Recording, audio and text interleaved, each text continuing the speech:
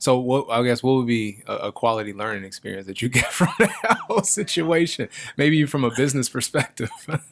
That's a good question. I think that I think that let's see a business. Let me think about this quick. But Yeah, what about like any tips on working with family, do's, don'ts?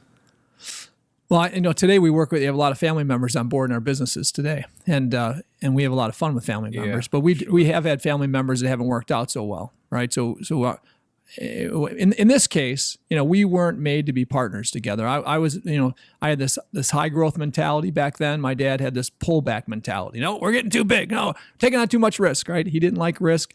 He actually didn't like having full-time employees because that's risk, right? Yeah.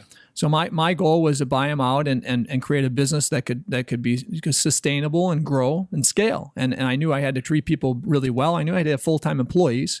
At the time, we weren't paying people to be full-time employees, and so my dad and I were totally opposites in that mentality. So I guess understand when it comes to partnership of any family or not, right? Understand each other's vision, right, and make sure you're fairly close to aligned, and we were not.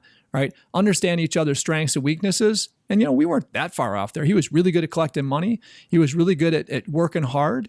He wasn't passionate about the industry of paving, which was probably the biggest problem. And I was. He didn't have as much confidence as I had that you could grow this thing into a much larger organization. But so I guess we weren't aligned. We were aligned in work ethic because we got stuff done. I mean, we definitely worked hard and got a lot of work done compared to anybody else as small as we were. So I guess alignment would be big, and we didn't align in a lot of different ways there, right? I love my dad. I think I know my dad loves me, but doesn't mean we align with all these things in business.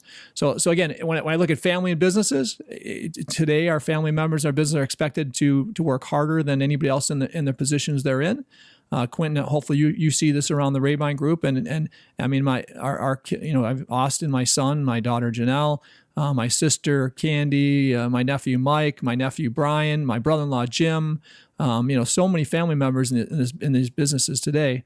We have a cousin Eric. We've got a lot of great family members out of our many coworkers in these businesses, right?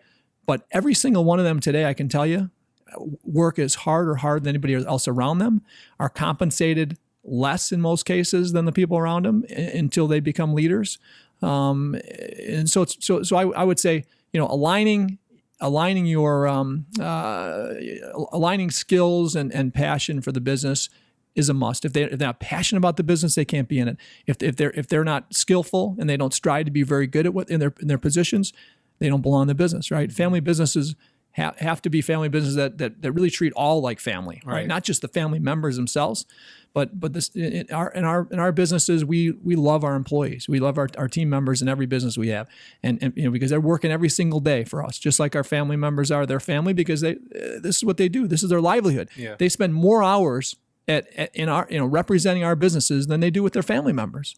So if we don't respect that and love that about them, then boy, I tell you what, we'll have a hard time being successful.